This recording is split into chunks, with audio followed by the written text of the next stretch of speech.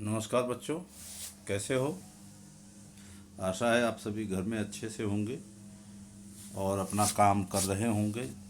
दिए गए कार्य अपनी उत्तर पुस्तिका में नोट कर रहे होंगे। आज हम पढ़ेंगे बाजार दर्शन भाग 1। जैनेन्द्र कुमार जी द्वारा लिखित यह गद्य है। विचारोत्तेजक लेख है यह, तो आप ध्यानपूर्वक पढ़ेंगे, समझेंगे। सबसे पहले हम लेखक परिचय जान लें। जीवन परिचय। प्रसिद्ध उपन्यासकार जैनेन्द्र कुमार का जन्म 1905 ईस्वी में अलीगढ़ में हुआ था। बचपन में ही इनके पिताजी का देहांत हो गया तथा इनके मामा ने ही इनका पालन पोषण किया। इनकी प्रारंभिक शिक्षा दीक्षा हस्तिनापुर के गुरुकुल में हुई।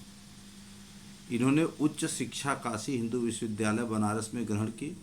1921 ईस्वी में गांधी जी के प्रभाव के कारण इन्होंने पढ़ाई छोड़कर असहयोग आंदोलन में भाग लिया।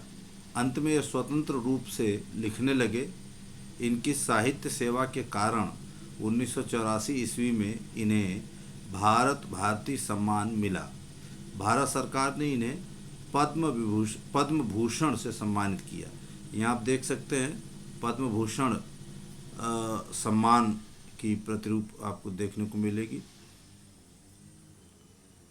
इन्हें साहित्य अकादमी पुरस्कार भी प्राप्त हुआ। इनका देहांत सन 1990 में दिल्ली में हुआ। इनकी रचनाएं देखिए। उपन्यास परख, अनाम स्वामी, सुनीता जिस पर धारावाहिक भी बना था, त्यागपत्र पर धारावाहिक बना, कल्याणी, जयवर्धन, मुक्तिबोध और बुनियाद इत्यादि जैसी इनकी कहानियों पर धारावाहिक बने हैं। कहानी संग्रह देखिए। कहानी संग्रह है वातायन, एक रात, दो चिड़िया, फांसी, नीलम देश की राजकन्या, पाजेब। निबंध देखिए। प्रस्तुत प्रश्न जड़ की बात, पूर्वोदय, साहित्य का श्रेय और प्रेय, सोच विचार, समय और हम। साहित्यिक विशेषताएं। हिंदी कथा साहित्य में प्रेमचंद के बाद सबसे महत्वपूर्ण कथाकार के रूप में जैनेन्द्र कुमार प्रतिष्ठित हुए। इन्होंने अपने उपन्यासों व कहानियों के माध्यम से हिंदी में एक सशक्त मनोवैज्ञानिक कथाधारा का प्रवर्तन किया। आप देख सकते हैं प्रेमचंद जी के साथ उनकी फोटो। आगे हम पढ़ें इससे पहले हम कुछ शब्दार्थ जान लें। आशय, अर्थ, मतलब, महिमा, महत्ता, प्रमाणित, सिद्ध, माया यानी आकर्षण, ओट यानी सहारा, मनी बैग यानी पैसे रखने का थैला, पावर यानी शक्ति, ताकत, मालटाल यानी सामान, परचेजिंग पावर खरीदने की शक्ति, फिजूल व्यर्थ, दरकार इच्छा, परवाह दत्तक गोद लिया हुआ, बेहया बेशरम, हर्ज नुकसान, आग्रह खुशामद,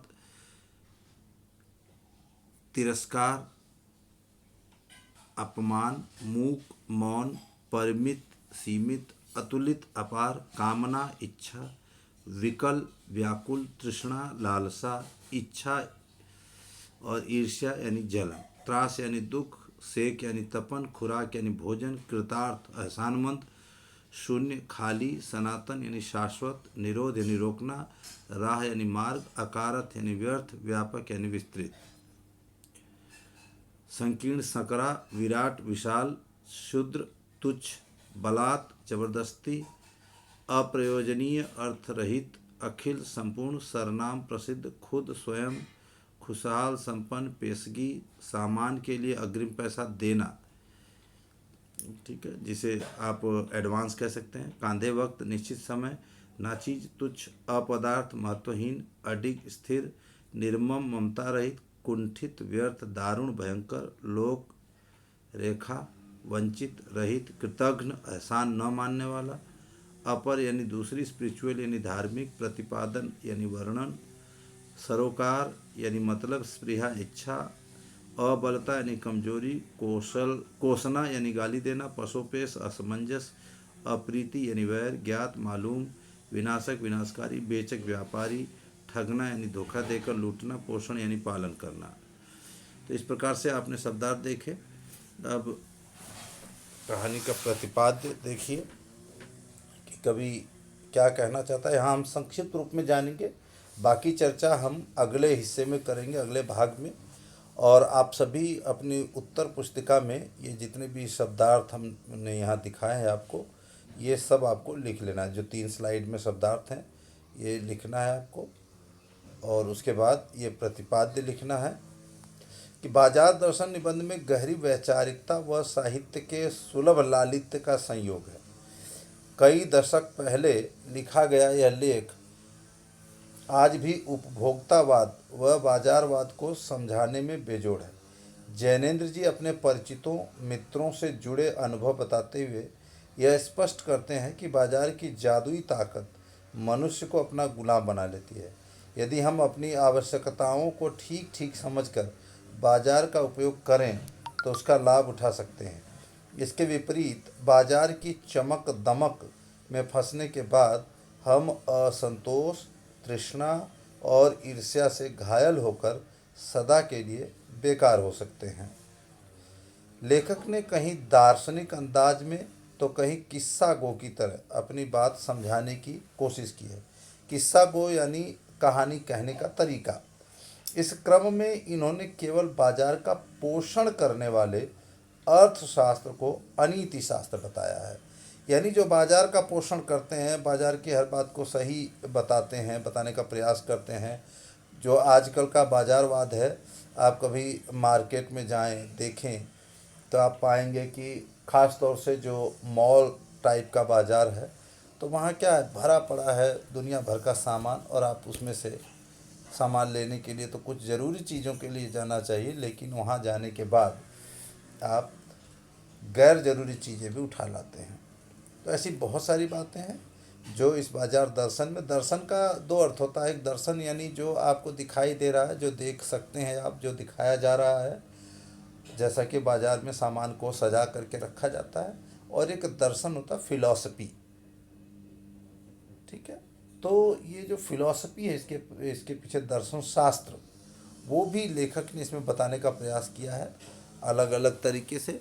तो आशा है कि आप इसको ध्यानपूर्वक आपने सुना होगा, समझा होगा, और इसे आप अपनी उत्तर पुस्तिका में लिखेंगे। बाकी जो है हम अगले भाग में इसके बारे में बात करेंगे, इसके सारांश और प्रश्नोत्तर उनको अलग अलग खंडों में जानेंगे। तो इस प्रकार से आज का पाठ यहीं समाप्त होता है। इसी के साथ धन्यवाद। प्रस्तुति गुलाबचंद जैसल, केंद्रीय विद्यालय नरसिंहपुरा। तो ये मई है, मजदूर दिवस यानी 1 तारीख को था। तो हमें मजदूरों का भी ख्याल रखना है। अगर आसपास कोई मजदूर है, प्रवासी है, बेरोज़गार है, तो अगर हो सके, संभव हो तो उसके लिए कुछ ज़रूर करें। और चैनल को ज़रूर सब्सक्राइब करें ताकि आप नया वीडियो आपको तुरंत मिल जाए। इन्हीं शब्दों के साथ घर में रहें, सुरक्षित रहें। धन्यवाद।